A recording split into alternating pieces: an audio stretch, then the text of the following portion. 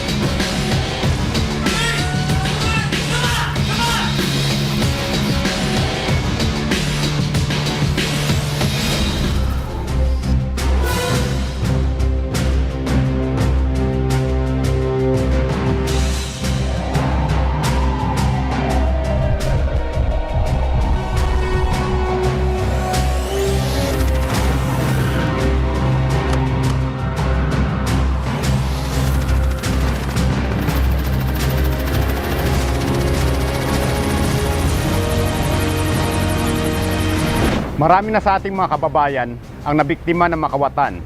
At dahil dito, bibigyang pansin natin ang ilan sa kanilang modus operandi at kung paano ito maiwasan. Narito at ating subaybayan. Ngayong papalapit ng holiday season, tiyak na kaliwat kanan na naman ng mga promo, sales at tiyangge. At kasabay nito ang ilang modus ng mga kawatan na nambibiktima ng ating mga kababayan. Isa na rito ang dugo-dugugang na kalimitang binibiktima ng mga kawatan, ang mga kasambahay o maging ang mga bata, kung saan ay binubuyo o lililangin ang mga ito na may masamang nangyari sa kanilang amo o magulang, o kadalasan naman ay sasabihin na sila ay naka-aksidente o nakabangga.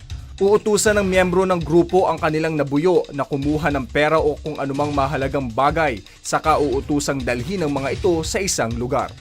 At para maiwasan ang ganitong modus, narito ang ilang paalaala mula sa Philippine National Police. Pagsabihan o palalahanang mabuti ang inyong mga kasambahay o mga anak na huwag basta-basta maniniwala o makikipag-usap sa mga di kakilala na tumatawag sa telepono o cellphone. Ugaliing i-verify muna ang impormasyon at huwag matakot magtanong kung kinakailangan. Huwag mataranta, piliting maging mahinahon. Kumpirmahin sa ibang miyembro ng pamilya ang itinatawag, huwag agad maniniwala. Ugaliing bigyan ng contact numbers ang inyong kasambahay at mga anak upang alam nila kung saan sila tatawag kapag may emergency. Inimumungkahi rin na magkaroon ng password sa pagitan ng pamilya at mga kasambahay upang makasigurado sa kaligtasan at seguridad. Huwag bigyan ng akses ang inyong kasambahay sa inyong mga personal na bagay, lalo na sa mga alahas at pera. Bigyan din ng limitasyon maging ang inyong mga anak. Makipagtulungan at ipagbigay alam ang inyong mga nalalaman sa pamamagitan ng pagre-report sa pulisya. Sa i-report mo kay Chief sa 0917-847-5757, text Bato Hotline 2286, Hotline 911 o dumulog sa pinakamalapit na estasyon ng pulisya sa inyong lugar. Maging alerto para hindi mabiktima ng kanilang modus operandi.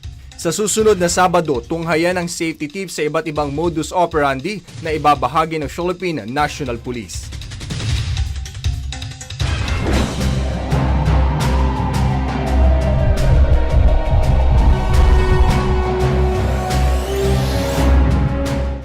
Muling pinasyalan ng Police at Your Service ang isa sa pinakamatao at dinarayong lugar, ang Quiapo. Partikular ang Plaza Miranda upang alamin ang iba't ibang modus ngayong holiday season. Ang mga naging pangyayari, tunghayan po natin. Ngayong papalapit na ang holiday season, dagsa sa mga pamilihan ang ating mga kababayan upang mamili ng kani-kanilang mga kagamitan at mga pangregalong ibibigay sa kanilang mahal sa buhay. Ngunit kung gaano man kaabala ang mga mamamayan sa paghahanda at pagsalubong sa holiday seasons, ito rin ang panahon ng pagsasamantala ng mga kawatan at masasamang loob na nambibiktima ng publiko sa mga matataong lugar. Kaya naman upang hindi maging biktima ng mga kawatan na naglipana sa mga pamilihan, kinapanayan namin si Police Chief Inspector John Giagi para magbigay ng ilang babala at paliwanag sa mga modus operanding isinasagawa ng mga kawatan. Ngayong holiday season, ang kalimitang street crimes na nangyayari ay yung tinatawag natin na salisi, yung pandurukot at yung tutok kalawit. Unang-una doon sa salisi, kapag po kasi ganito karami yung namimili, yung mga gustong mamili dito sa mga tindahan, minsan sa busy nila na pamimili sa dami ng gustong bilhin, ay nailalapag nila yung kanilang bag sa tabi. Ito po ang hinihintay ng mga manggagancho upang agad-agad ay kukunin yung bag nila na hindi alam ng namimili. Doon naman po sa mga pandurukot, kalimitan yung mga namimili ang bag dahil sa busy, sa pamimili, busy sa pagbabayad, hindi nila namamalayan na yung bag nila ay nasa likuran nila. Dito po umaatake yung mga kriminal at po unti-unti ay binubuksan yung kanilang bag at dudukutin yung laman ng kanilang bag. Yung pera, alahas man, cellphone man, doon po aatake ang mga kriminal. Pangatlo, slasin nila yung bag gamit ang isang blade. At doon pa lang kunin na nila yung laman ng inyong mga bag habang kayo ay busy sa pamimili o busy sa pamimili ng inyong bibilhin. Ngayong holiday season, laganap po ang tinatawag natin na robbery hold-up o yung tutok kalawit, kung saan na pinag-aaralan ng mga kriminal kung sino yung bibiktimahin nila. Ngayon ay kung nasa isang liblib silang lugar, ay tututukan nila ito at pilit kukunin ang pera, alahas at gamit ng isang namimili o isang estudyante man o mga namimili sa mga bangketa. Ito naman ang payo at paalala ng pulisya sa publiko upang makaiwas sa iba't ibang estilo at modus operandi ng mga masasamang loob. Ang atin pong payo sa mga mamimili, ugaliin na yung bag nyo ay laging nasa harapan. Dito makikita nyo kung sino yung lumalapit sa inyo. Pangalawa, huwag po natin ugaling ilagay lahat ang ating pera sa isang wallet lang o di kaya sa bag natin. Meron po tayong mga pulsa sa mga pantalon, hiwa-hiwala din ang mga ito. Huwag pa dala ng sobra sa kinakailangan natin sa isang pamimili. Bagamat puspusan ng pagpapatrolya at pagbibigay serbisyo ng pulisya sa lugar, meron pa ring mga kawatan at nabibiktima.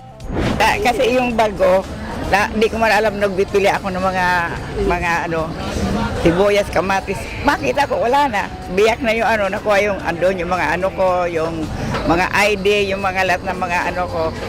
May pera ko nung bali 16,000. Nadala yung bag, ay nadala ko. Di ko man lang na sa daming tao. Kaya naman maging sa mga masasamang loob na patuloy na gumagawa ng mga iligal na gawain sa kapwa, ito naman ang babala at payo ng pulisya. Ang babala po natin sa mga patuloy na gumagawa ng mga criminal activities, hindi magtatagal ang inyong kalukuhan. Ang pulis po ay nandyan palagi. Makalusot man po kayo ng isang beses, sa pangalawa, pangatlo, mahuhuli din po kayo. Worst, baka po ikamatay nyo pa o di kaya ikasakunan nyo pa na hindi nyo na makita ang inyong mga pamilya. Pwede rin po kayong makulong ng 6 na taon. Kaya po mag-isip na po tayo, mamuhay po tayo ng parehas, maghanap buhay tayo ng parehas kung mahal nyo pa ang inyong sarili o ang kanyang mga pamilya at mga anak. Dahil sa puspusan at alertong pagbibigay ng serbisyo, seguridad at impormasyon ng pulisya upang makaiwas sa mga krimen ang publiko, lubos ang pasasalamat na nais ipaabot ng mamamayan sa mga otoridad. Okay naman po sila, active, wala naman po ako masasabing hindi maganda. Alerto naman po sila lahat. Siyempre, pag nakakita ng polis, feel mo safety ka. Yung mga bagong ginagawa ng mga kapulisan ngayon, mga kasipagan nila, pagpatuloy lang po. Mata ko sa mga pulis dito, kahit na papano nakakapagtinda kami rito ng hindi nila pinakikialaman. Very much thankful ako kasi mga pulis dito talagang they are attentive but very much to the people here, lalong-lalo na pag Friday. Maliban dyan, patuloy naman ang panawagan at panghihikayat ng pulisya sa publiko na dumulog sa kanilang himpilan. Kung tayo man po ay naging biktima, agad-agad tawagan ang 911, tawagan o i-text sa text 2920 kung meron po tayong alam ng mga modus o mga grupo na nambibiktima. O text bato.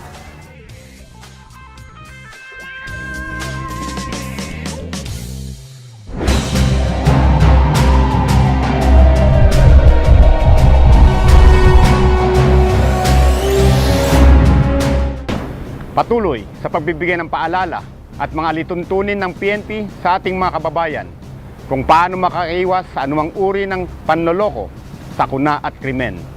Kaya naman, ibabahagi po namin sa inyo ang iba't ibang modus operandi, partikular ang online scam para sa inyong kaalaman. Ang buong detalye, panoorin po natin. Holiday season na naman ang panahon na labis na inaabangan ng mga kawatan. Paniguradong naghahanap na naman sila ng bagong bibiktimahin. Kaya naman, dapat malaman ng publiko ang panibagong anyo ng kanilang panloloko. Marami sa kasalukuyan ang labis na abala sa pagtatrabaho maghapon kung saan wala na silang oras para pumunta sa mga malls, kaya naman mas nagiging takbuhan ng karamihan ang online shoppings. Bukod kasi sa hindi mo na kailangan pang pumila at makipagsiksikan sa iba't ibang pamilihan. Ito rin ay isa sa pinaka-convenient at pinakamabilis na paraan ng pamimili. Sa pamamagitan ng iba't ibang websites at Facebook pages, isinasagawa ng mga manloloko ang kanilang modus. Una, gagawa sila ng mga dummy o peking accounts at saka i-upload ang mga pictures ng kanilang ibinebenta na hindi naman talaga nila produkto. Madalas ay kinukuha lamang nila ito sa mga lehitimong online sellers o websites at saka nila ito ilalagay sa kanilang dummy account. Lalagyan ng presyo na kung saan mas mababa sa orihinal na presyo nito o minsan pa nga ay wala naman talaga sa puhunan. Upang masiguro nilang marami ang o-orderin ng biktima, ikalawa nilang i-offer ang pagbibigay ng discounts o wholesale prices. Kapag kumagat na ang biktima, sa kanila ibibigay ang kanilang numero na siyang ilalagay ng biktima sa paghuhulog nito ng bayad sa mga remittance centers. Minsan pa nga isasabihan nilang payment first policy po kasi ako sa pagpapa-order o di kaya ipapalin lang nila rito ang free shipping para maengganyo ang biktima. Kapag naihulog na ng biktima ang pera ay hindi na magpaparamdam pa ang mga nanloko at hindi na rin matatawagan ang numero na kanilang ginamit sa pagsasagawa ng modus. Maliit man o malaki ang halaga na nakuha sa pamamagitan ng ganitong modus, dapat malaman ng publiko ang mga dapat gawin nang sa ganon ay maiwasan na marami pa ang mabiktima at hindi na ito lumagana pa. Kaya naman narito ang ilang tips ng Philippine National Police na dapat tandaan sa paggamit ng online shopping. Una, siguraduhin muna na lehitimo ang websites o Facebook pages na napiling orderan. Tiyakin na hindi ito peke at marami na ang naging transaction ng selling sites na ito. Ikalawa, maaaring magtanong sa mga kakilala kung familiar ba sila dito o kung naranasan na rin ba nilang umorder dito o kaya naman ay tanungin ang mga kakilala sa mga website na subok na nila upang mas makasigurado. Ikatlo, kung may kahinahinalang posts o uploads ang mga sites na balak pag-orderan, huwag nang tumuloy pa lalo na kung wala naman itong post na nakapagpapatunay na marami itong shoppers o resellers. Ikaapat, huwag basta maniniwala sa mga freebies at kaliwat ka ng year-end offers, lalo na kung tila sobra-sobra ang matatanggap na items dahil maaaring paraan lamang nila ito upang pakagatin sa pain ang bibiktimahin. Ikalima, laging maging mapagmasid at huwag basta magpapaloko sa mga messages o phone calls na ikaw ay winner ng isang website o Facebook pages na iyong binisita. Hindi natin maiiwasan na maengganyo sa mga online shopping, pero dapat nating tiyakin na hindi tayo maloloko at hindi tayo peperahan ng mga taong pinagkakatiwalaan nating kuhanan ng produkto. Makipagtulungan at ipagbigay alam ang inyong mga nalalaman sa pamamagitan ng pagre-report sa pulisya. Sa i-report mo kay Chief sa 0917-847-5757. Text Bato Hotline 2286, Hotline 911 o dumulog sa pinakamalapit na istasyon ng pulisya sa inyong lugar.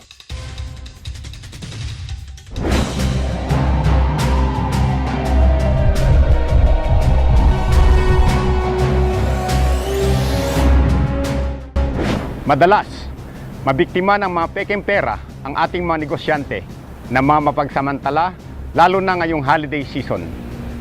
Kaya naman, inalam ng pulis at your service ang makaraniwang modus at kung ano ang paghahanda nila upang makaiwas dito. Ang buong detalye, panoorin po natin. Ngayong nasa peak tayo ng holiday season, abala ang karamihan sa atin sa selebrasyon tulad mga reunion, get-together activities at iba pa. Marami ang nagsisipamilihan ng mga pangregalo at giveaways. Siyempre, hindi mawawala ang pagdayo ng mga mamimili sa mga murang bilihan gaya ng Tiangge at mga palengke. At isa na nga ang Quiapo sa Maynila sa mga malimit na pinupuntahan at dinarayo ng ating mga kababayan upang bilhan ng mga murang bilihin. Dahil sa napakatao ng lugar, walang tigil din ang ating mga pulis sa pagpapatrolya, partikular na ang Plaza Miranda Police Community Precinct para mabantayan at makapagbigay babala sa mga nagsasagawa ng iba't ibang modus. Isang sa mga masasamang gawain ngayon ng mga kawatan ang pagpapalusot ng mga peking pera o counterfeit money. Biktima nito ang ilan sa mga tindero at maging ang mga mamimili ay nalulusutan nito. Sa ngayong holiday season, marami po ang nagkalat na peking pera. Ito po ay ginagamit sa tindahan, sa pamimili o di kaya sa mga taxi kapag sa gabi Sa isang tindahan sa Quiapo, taong 2011 pa nila binili ang isang aparato na pang-detect ng peking pera. Wais move ito para sa kanilang mga tinderang madalas ay minamadali kapag pila o sabay-sabay ang mga namimili. Ayon sa tindera, tumutunog ang aparato kapag nakadetect ito ng peking pera. Siyempre kasi pag minsan may mga peking yung iba kasi hindi nila tinatanggap pag kami rin yung bumibili. Kaya lugi talaga kami. Minsan hindi na rin namin tinitingnan, hindi namin alam kung ano yung peke. So dinadaan nyo lang dito? Lalo na pag yung mga medyo malaki yung price, mga 1,500. Ngunit ayon din mismo sa tindera, minsan pumapalya din ang nasabing aparato kaya't pinakamabuti pa rin kahit gaano tayo nagmamadali sa pagtanggap ng bayad o sukli ay suriin pa rin natin ito. Iba ang texture, gaan at lamukos ng peking pera kumpara sa totoo at tunay. Maging pamilyar ang bawat isa sa atin sa bagay na ito para makaiwas maging biktima ng modus.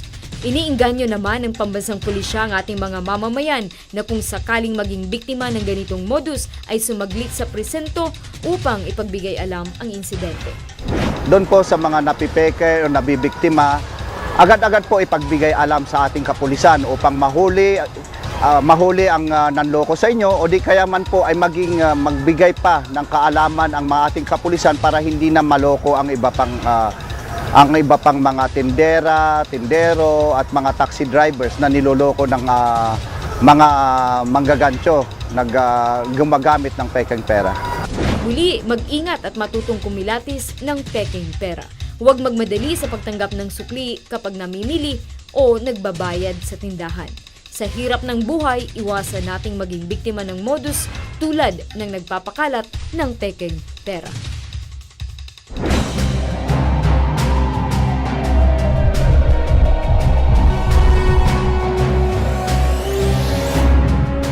Patuloy ang pagbibigay ng paalala ng iyong pambansang pulisya upang makaiwas po tayo sa anumang epekto, aksidente o problema na maaaring idulot sa atin ng paggamit ng mga paputok. Panoorin po natin ang iba't ibang safety tips, iwas paputok. Ipinakita ng Philippine National Police ang posibleng pinsala at disgrasyang maaaring idulot ng malalakas na paputok sa publiko matapos ang isinagawang demonstrasyon ng pagpapasabog ng mga ito sa loob ng Campo Crame nitong nakaraang December 20, 2016.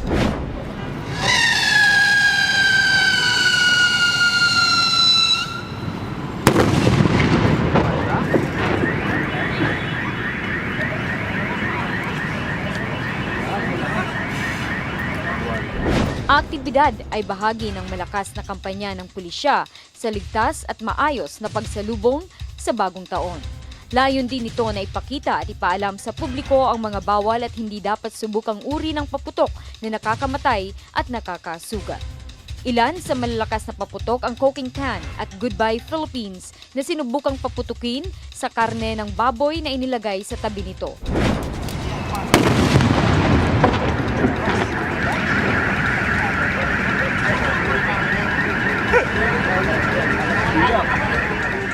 Gula-gulanit ang karne at ito ang pwedeng mangyari sa kamay ng mga gagamit nito sa bagong taon. Samantala, nang pasabugin naman ang Goodbye Philippines, nagpira-piraso ang hollow blocks na siya ring maaaring mangyari sa taong gagamit nito.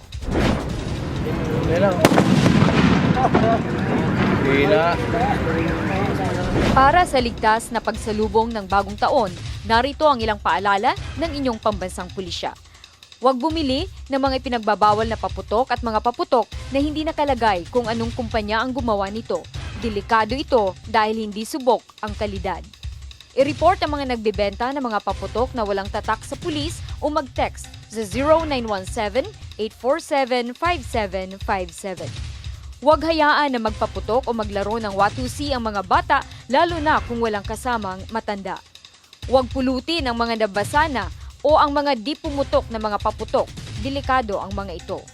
Huwag gamiting panakot o biro ang mga paputok, baka maka-aksidente. Huwag magsunog ng lumang gulong sa gitna ng kalye. Kung maaari, huwag na lamang gumamit ng mga paputok, PVC, boga, watusi o baril sa pagsalubong ng bagong taon. Manood na lamang ng mga nakatakdang pampublikong paputukan o kasiyahan. Makipagtulungan at ipagbigay alam ang inyong mga nalalaman sa pamamagitan ng pagre-report sa inyong pambansang pulisya. Sa i-report mo kay Chief sa 0917-847-5757, text Bato Hotline 2286, Hotline 911 o dumulog sa pinakamalapit na istasyon ng pulisya sa inyong mga lugar.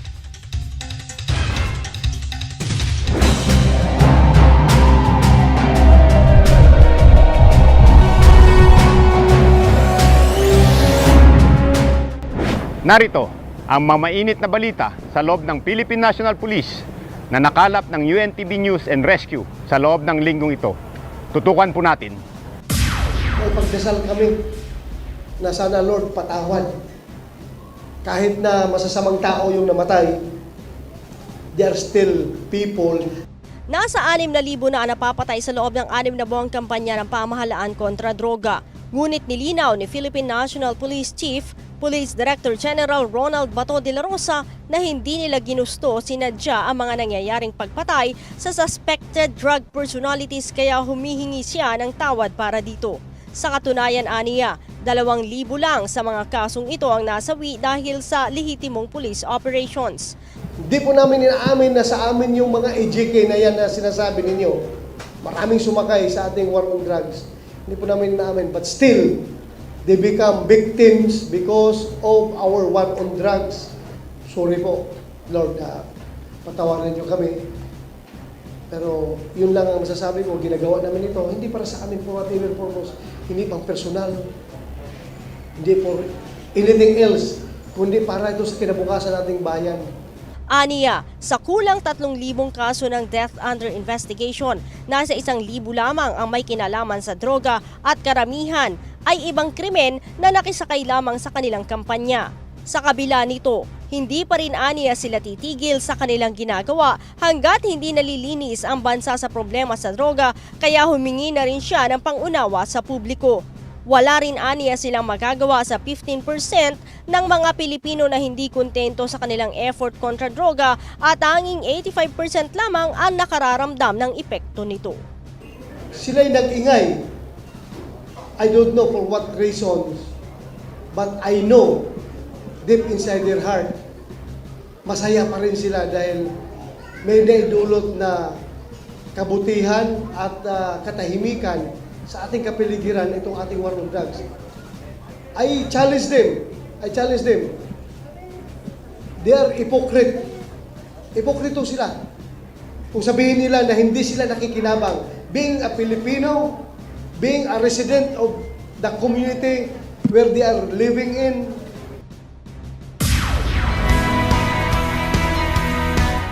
Matapos ang isang araw, ikatlong yugto, Sponsors Night noong nakaraang Martes. Isa namang special screening ng advocacy film ni Kuya Daniel Razon ang isinagawa sa SM Skydome kagabi. Ito ay para naman sa mga kasama sa cast at sa mga kamag-anak ng mga ito na hindi pa nakapanonood ng pelikula, tulad na lamang ni PNP Chief Director General Ronald Bato de la Rosa. Si General Bato ay gumanap na hepe ng pambansang pulisya at boss ni Daniel Baltazar, na ginampanan naman ni Kuya Daniel Razon sa third installment ng Isang Araw the Movie. Paggawa namin doon sa mga eksena na yun, doon sa opisina, akala ko ganun-ganun lang, pero pag nagawa na palang movie, nakikita ko maganda palang kinalabasan, ano?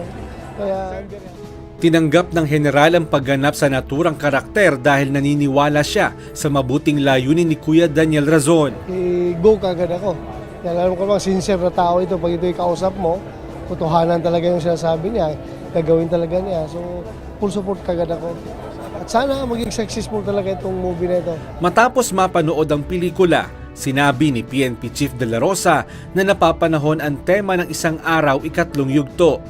Inirerekomenda rin ito sa lahat ng kawani ng Philippine National Police at maging sa pamilya ng mga ito na panoorin ng advocacy film dahil kapupulutan ito ng maraming aral at magsisilbing inspirasyon din sa hanay ng pulisya.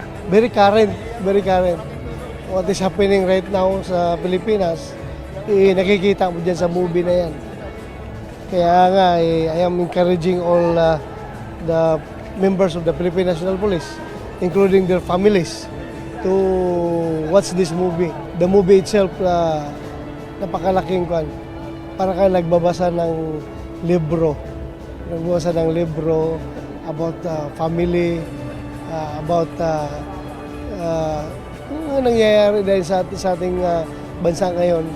At marami kang lessons na matututunan sa palabas na yun. Ang bahagi naman ng kikitain ng pelikula ay nakalaan bilang tulong sa mga drug dependent sa bansa na sumasailalim sa rehabilitasyon at nagnanais makapagbagong buhay. Part of the proceeds will actually help them para doon sa ating pagnanais na maibangon yung mga dating nalugmok sa mga ganitong klase ng bisyo at makapagbagong buhay at makapaghanap buhay at ma-detoxify at the same time ma-rehabilitate sila talaga.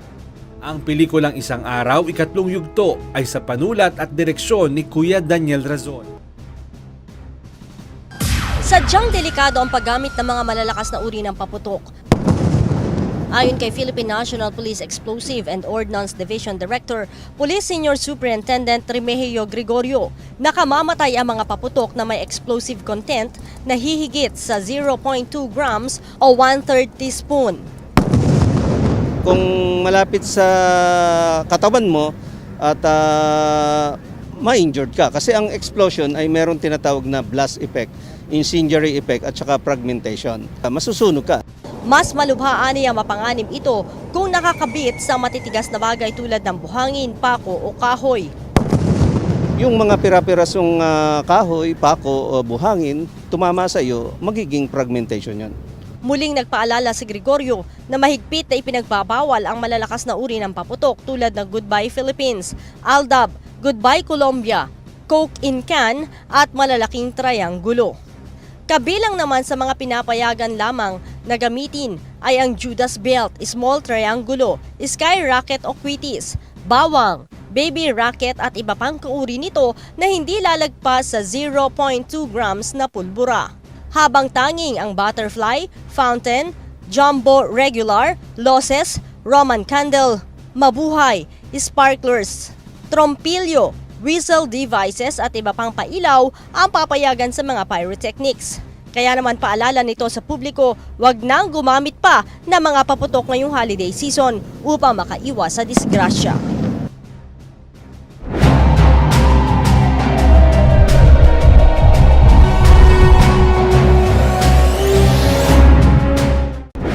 Patuloy po nating suportahan ang Philippine National Police, ang programang Project Double Barrel, Oplan Tokhang at PNP Patrol Plan 2030. Huwag po kayong mag-atubling, dumulog o i-report sa amin ang iyong mga reklamo at sumbong upang mabilis natin itong maaksyonan.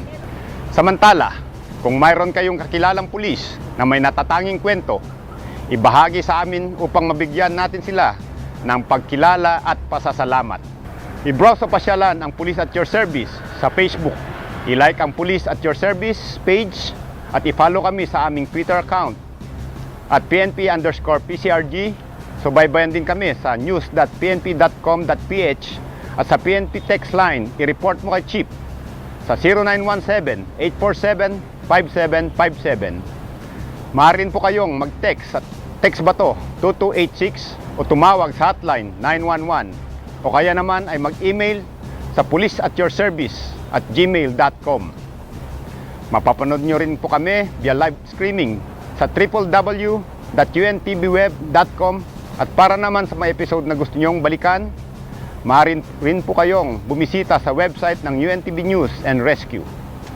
Magkita-kita po tayo muli sa susunod na Sabado dito pa rin sa nag-iisang public service channel, ang UNTB News and Rescue.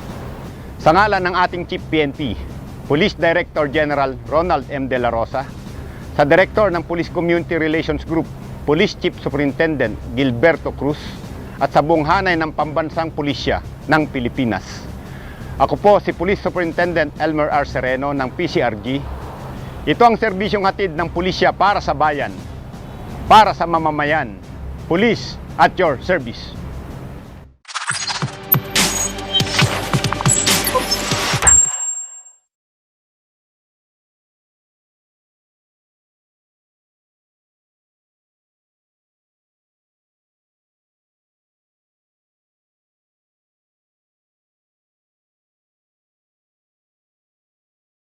Pa nila binili ang isang aparato na pang-detect ng peking pera. Wise move ito para sa kanilang mga tinderang madalas ay minamadali kapag pila o sabay-sabay ang mga namimili. Ayon sa tindera, tumutunog ang aparato kapag nakadetect ito ng peking pera.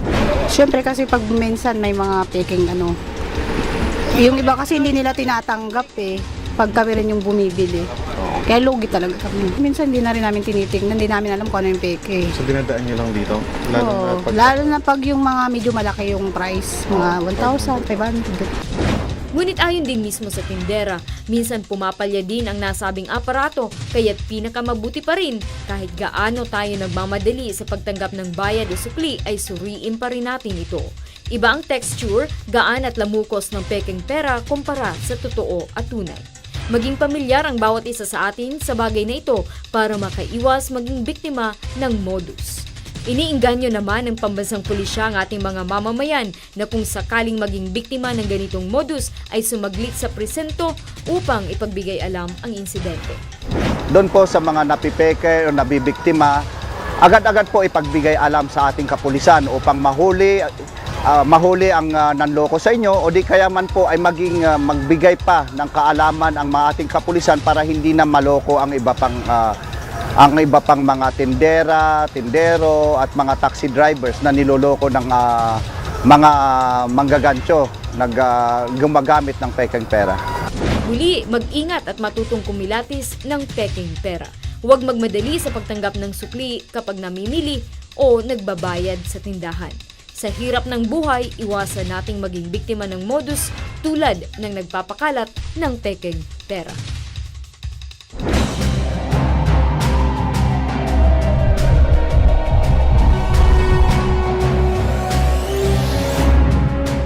Patuloy ang pagbibigay ng paalala ng iyong pambansang pulisya upang makaiwas po tayo sa anumang epekto, aksidente o problema na maaaring idulot sa atin ng paggamit ng mga paputok.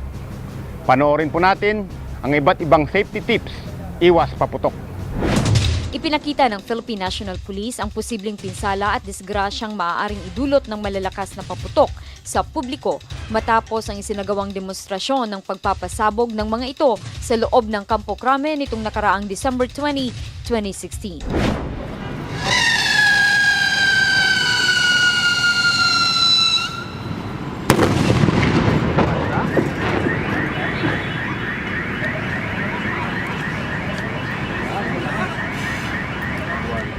Ang aktibidad ay bahagi ng malakas na kampanya ng pulisya sa ligtas at maayos na pagsalubong sa bagong taon.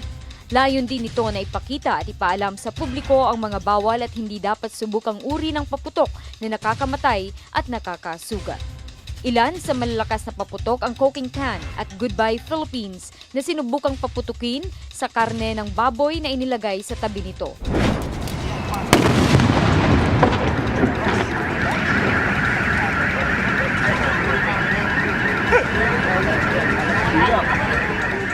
Gula-gulanit ang karne at ito ang pwedeng mangyari sa kamay ng mga gagamit nito sa bagong taon. Samantala, nang pasabugin naman ang Goodbye Philippines, nagpira-piraso ang hollow blocks na siya ring maaaring mangyari sa taong gagamit nito.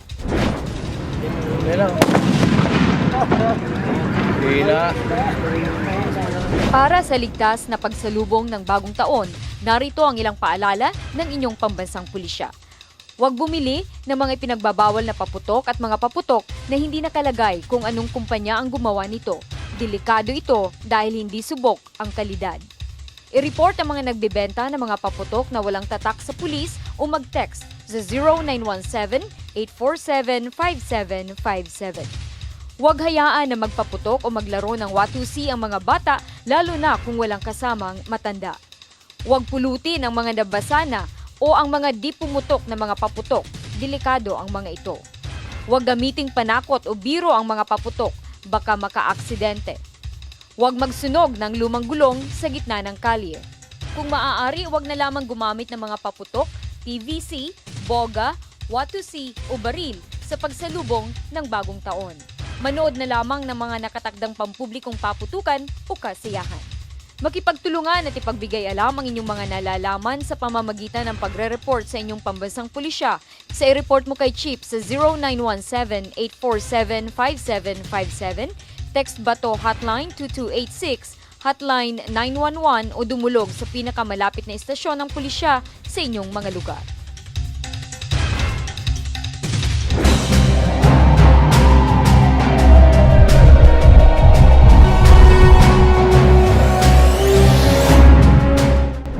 Narito ang mamainit na balita sa loob ng Philippine National Police na nakalap ng UNTV News and Rescue sa loob ng linggong ito. Tutukan po natin. May pagdasal kami na sana Lord patawad. Kahit na masasamang tao yung namatay, there are still people. Nasa 6,000 na napapatay sa loob ng 6 na buwang kampanya ng pamahalaan kontra droga. Ngunit nilinaw ni Phil. Ibabahagi po namin sa inyo ang iba't ibang modus operandi, partikular ang online scam para sa inyong kaalaman. Ang buong detalye, panoorin po natin. Holiday season na naman ang panahon na labis na inaabangan ng mga kawatan. Paniguradong naghahanap na naman sila ng bagong bibiktimahin. Kaya naman, dapat malaman ng publiko ang panibagong anyo ng kanilang panloloko. Marami sa kasalukuyan ang labis na abala sa pagtatrabaho maghapon kung saan wala na silang oras para pumunta sa mga malls, kaya naman mas nagiging takbuhan ng karamihan ang online shoppings. Bukod kasi sa hindi mo na kailangan pang pumila at makipagsiksikan sa iba't ibang pamilihan. Ito rin ay isa sa pinaka-convenient at pinakamabilis na paraan ng pamimili. Sa pamamagitan ng iba't ibang websites at Facebook pages, isinasagawa ng mga manloloko ang kanilang modus. Una, gagawa sila ng mga dummy o peking accounts at saka i-upload ang mga pictures ng kanilang ibinebenta na hindi naman talaga nila produkto. Madalas ay kinukuha lamang nila ito sa mga lehitimong online sellers o websites at saka nila ito ilalagay sa kanilang dummy account. Lalagyan ng presyo na kung saan mas mababa sa orihinal na presyo nito o minsan pa nga ay wala naman talaga sa puhunan. Upang masiguro nilang marami ang o-orderin ng biktima, ikalawa nilang i-offer ang pagbibigay ng discounts o wholesale prices Kapag kumagat na ang biktima, sa kanila ibibigay ang kanilang numero na siyang ilalagay ng biktima sa paghuhulog nito ng bayad sa mga remittance centers. Minsan pa nga isasabihan nilang payment first policy po kasi ako sa pagpapa-order o di kaya ipapalin lang nila rito ang free shipping para maenganya ang biktima. Kapag naihulog na ng biktima ang pera ay hindi na magpaparamdam pa ang mga nanloko at hindi na rin matatawagan ang numero na kanilang ginamit sa pagsasagawa ng modus. Maliit man o malaki ang halaga na nakuha sa pamamagitan ng ganitong modus, dapat malaman ng publiko ang mga dapat gawin nang sa ganon ay maiwasan na marami pa ang mabiktima at hindi na ito lumagana pa. Kaya naman narito ang ilang tips ng Philippine National Police na dapat tandaan sa paggamit ng online shopping. Una, siguraduhin muna na lehitimo ang websites o Facebook pages na napiling orderan. Tiyakin na hindi ito peke at marami na ang naging transaction ng selling sites na ito. Ikalawa, maaaring magtanong sa mga kakilala kung familiar ba sila dito o kung naranasan na rin ba nilang umorder dito o kaya naman ay tanungin ang mga kakilala sa mga website na subok na nila upang mas makasigurado. Ikatlo, kung may kahinahinalang posts o uploads ang mga sites na balak pag-orderan, huwag nang tumuloy pa lalo na kung wala naman itong post na nakapagpapatunay na marami itong shoppers o resellers. Ikaapat, huwag basta maniniwala sa mga freebies at kaliwat kanang year-end offers, lalo na kung tila sobra-sobra ang matatanggap na items dahil maaaring paraan lamang nila ito upang pakagatin sa pain ang bibiktimahin. Ikalima, laging maging mapagmasid at huwag basta magpapaloko sa mga messages o phone calls na ikaw ay winner ng isang website o Facebook pages na iyong binisita. Hindi natin maiiwasan na maengganyo sa mga online shopping, pero dapat nating tiyakin na hindi tayo maloloko at hindi tayo peperahan ng mga taong pinagkakatiwalaan nating kuhanan ng produkto. Makipagtulungan at ipagbigay alam ang inyong mga nalalaman sa pamamagitan ng pagre-report sa pulisya. Sa i-report mo kay Chief sa 0917-847-5757. Text Bato Hotline 2286, Hotline 911 o dumulog sa pinakamalapit na istasyon ng pulisya sa inyong lugar.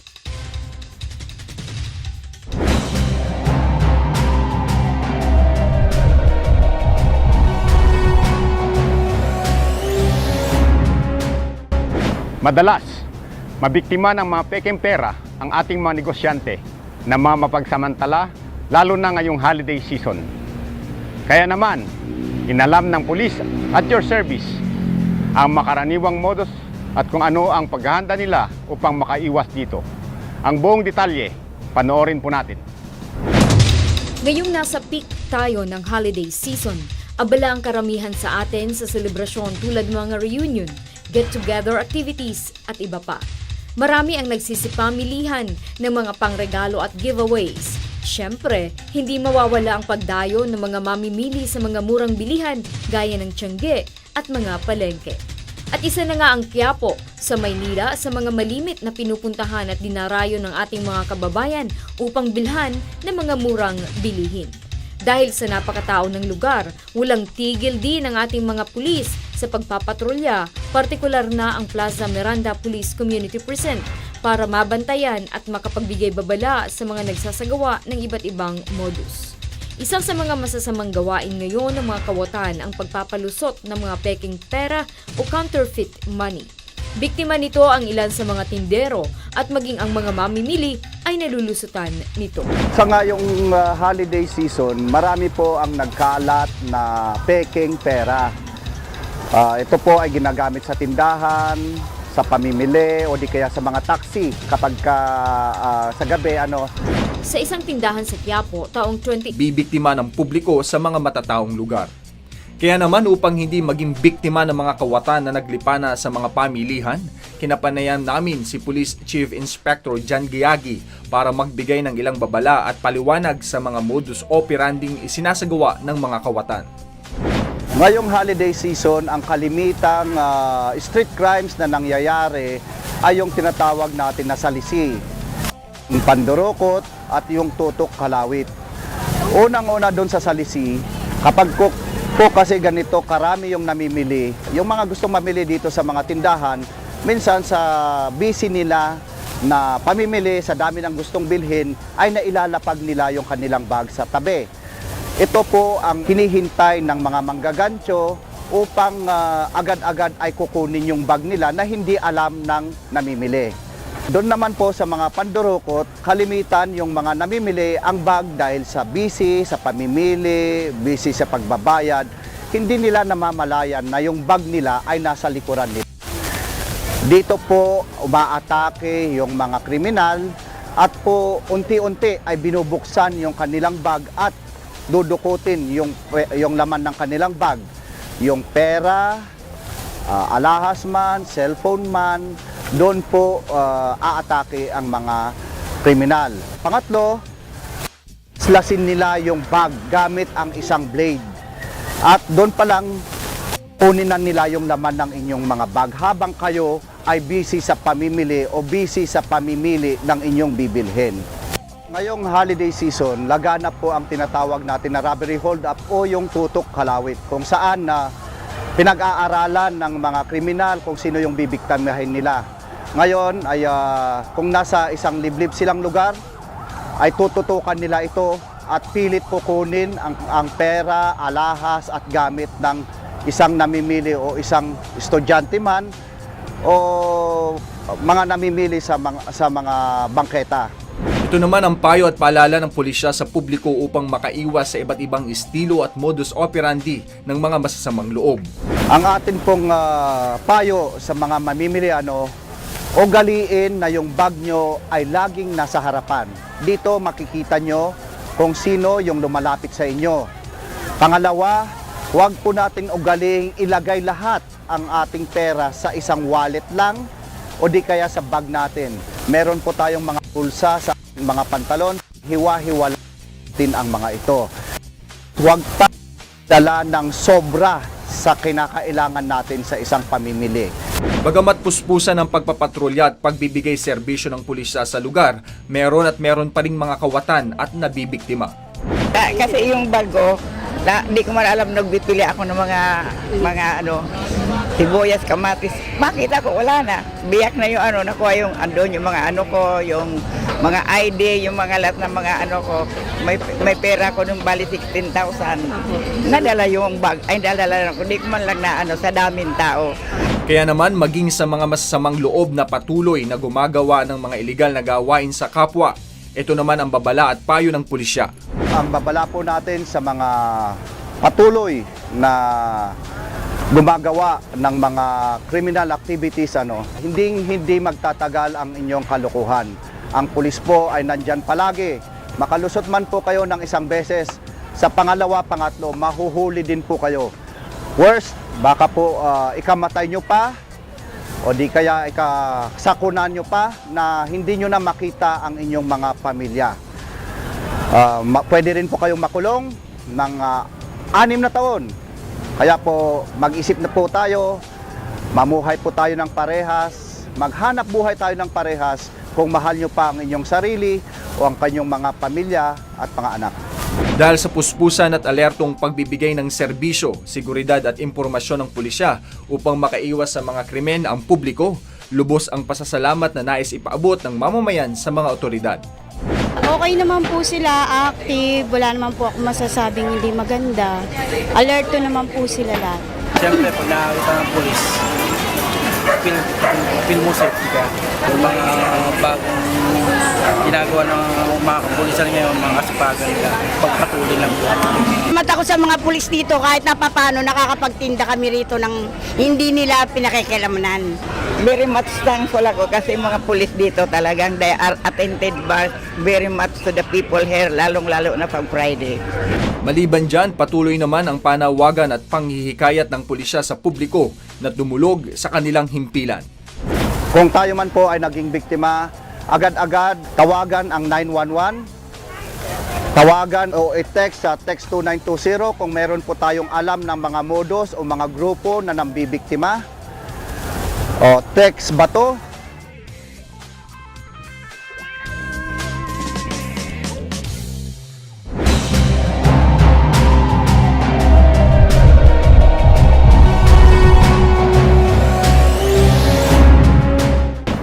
Patuloy sa pagbibigay ng paalala at mga lituntunin ng PNP sa ating mga kababayan kung paano makakaiwas sa anumang uri ng panloloko, sakuna at krimen. Kaya naman,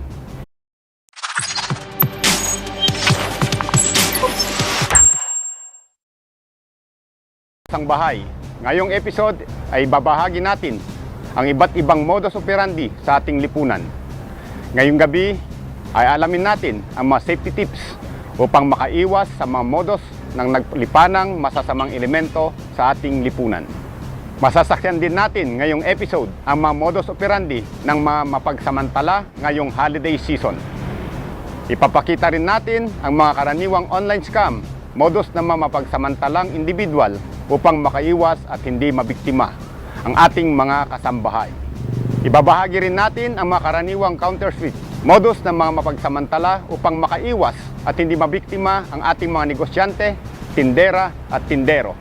At bukod pa riyan, ngayong gabi ay mapapanood din natin ang iba't ibang modus operandi sa pinakamatao at dinarayang lugar, ang Quiapo. Panonoorin din po natin ang safety tips, iwas paputok, ngayong palapit na ang bagong taon.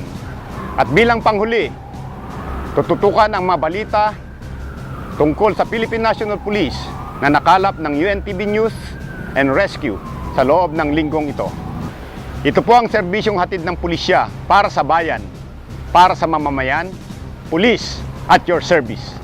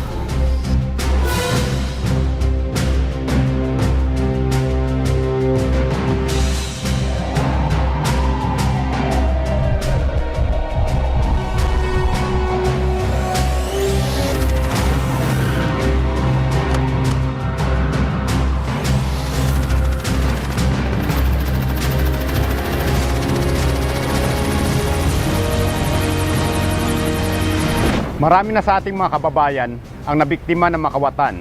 At dahil dito, bibigyang pansin natin ang ilan sa kanilang modus operandi at kung paano ito maiwasan. Narito at ating subaybayan. Ngayong papalapit ng holiday season, tiyak na kaliwat kanan na naman ng mga promo, sales at yangge. At kasabay nito ang ilang modus ng mga kawatan na nambibiktima ng ating mga kababayan. Isa na rito ang dugo-dugugang na kalimitang binibiktima ng mga kawatan, ang mga kasambahay o maging ang mga bata, kung saan ay binubuyo o lilinlangin ang mga ito na may masamang nangyari sa kanilang amo o magulang, o kadalasan naman ay sasabihin na sila ay naka-aksidente o nakabangga. Uutusan ng miyembro ng grupo ang kanilang nabuyo na kumuha ng pera o kung anumang mahalagang bagay, saka uutusang dalhin ang mga ito sa isang lugar. At para maiwasan ang ganitong modus, narito ang ilang paalaala mula sa Philippine National Police. Pagsabihan o palalahanang mabuti ang inyong mga kasambahay o mga anak na huwag basta-basta maniniwala o makikipag-usap sa mga di kakilala na tumatawag sa telepono o cellphone. Ugaliing i-verify muna ang impormasyon at huwag matakot magtanong kung kinakailangan. Huwag mataranta, piliting maging mahinahon. Kumpirmahin sa ibang miyembro ng pamilya ang itinatawag, huwag agad maniniwala. Ugaliing bigyan ng contact numbers ang inyong kasambahay at mga anak upang alam nila kung saan sila tatawag kapag may emergency. Inimumungkahi rin na magkaroon ng password sa pagitan ng pamilya at mga kasambahay upang makasigurado sa kaligtasan at seguridad. Huwag bigyan ng akses ang inyong kasambahay sa inyong mga personal na bagay, lalo na sa mga alahas at pera. Bigyan din ng limitasyon maging ang inyong mga anak. Makipagtulungan at ipagbigay alam ang inyong mga nalalaman sa pamamagitan ng pagre-report sa pulisya. Sa i-report mo kay Chief sa 0917-847-5757, text Bato Hotline 2286, Hotline 911 o dumulog sa pinakamalapit na estasyon ng pulisya sa inyong lugar. Maging alerto para hindi mabiktima ng kanilang modus operandi. Sa susunod na Sabado, tunghayan ang safety tips sa iba't ibang modus operandi na ibabahagi ng Philippine National Police.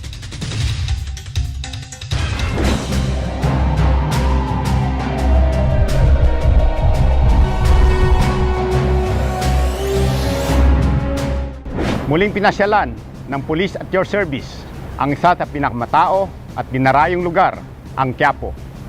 Partikular ang Plaza Miranda upang alamin ang iba't ibang modus ngayong holiday season. Ang mga naging pangyayari, tunghayan po natin. Ngayong papalapit na ang holiday season, dagsa sa mga pamilihan ang ating mga kababayan upang mamili ng kanilang mga kagamitan at mga pangregalong ibibigay sa kanilang mahal sa buhay.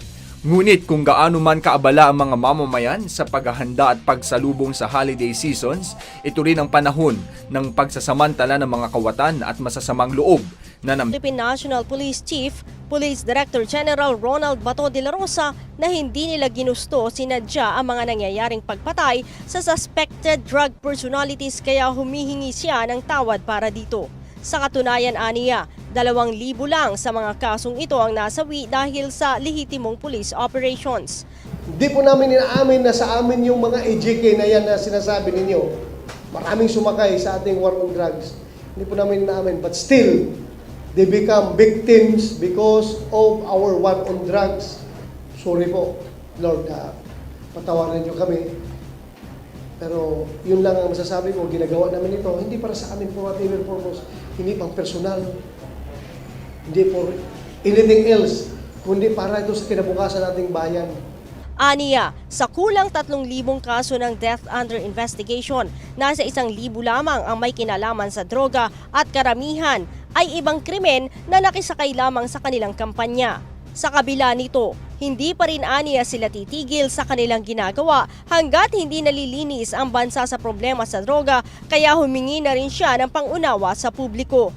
Wala rin aniya silang magagawa sa 15% ng mga Pilipino na hindi kontento sa kanilang effort kontra droga at tanging 85% lamang ang nakararamdam ng epekto nito. Sila'y nag-ingay. I don't know for what reasons, but I know deep inside their heart, masaya pa rin sila dahil may naidulot na kabutihan at katahimikan sa ating kapaligiran itong ating war on drugs. I challenge them. They are hypocrite. Hipokrito sila. Kung sabihin nila na hindi sila nakikinabang, being a Filipino, being a resident of the community where they are living in,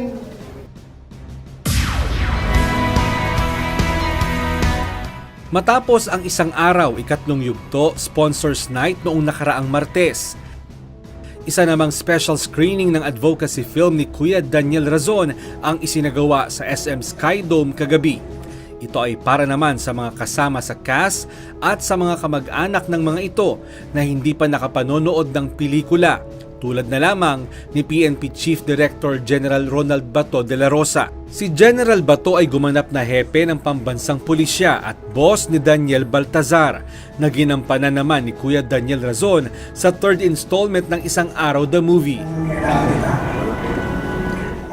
paggawa namin doon sa mga eksena na yun, doon sa opisina, akala ko ganun-ganun lang, pero pag nagawa na palang movie, nakikita ko maganda palang kinalabasan, ano.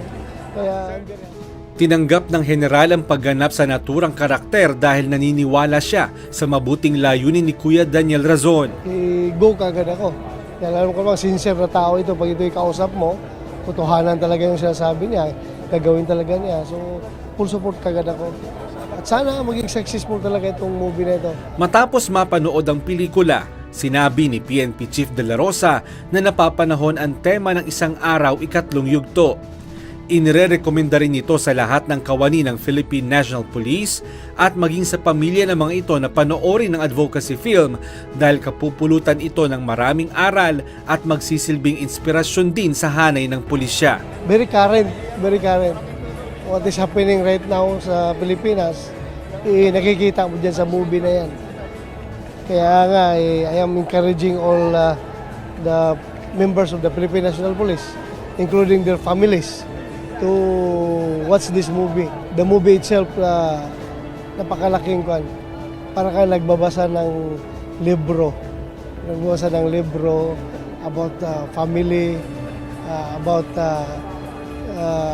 mga nangyayari dahil sa ating bansa ngayon. At marami kang lessons na matututunan sa palabas na yun. Ang bahagi naman ng kikitain ng pelikula ay nakalaan bilang tulong sa mga drug dependent sa bansa na sumasailalim sa rehabilitasyon at nagnanais makapagbagong buhay. Part of the proceeds will actually help them para doon sa ating pagnanais na maibangon yung mga dating nalugmok sa mga ganitong klase ng bisyo at makapagbagong buhay at makapaghanap buhay at ma-detoxify at the same time ma-rehabilitate sila talaga. Ang pelikulang Isang Araw, Ikatlong Yugto ay sa panulat at direksyon ni Kuya Daniel Razon. Sadyang delikado ang paggamit ng mga malalakas na uri ng paputok.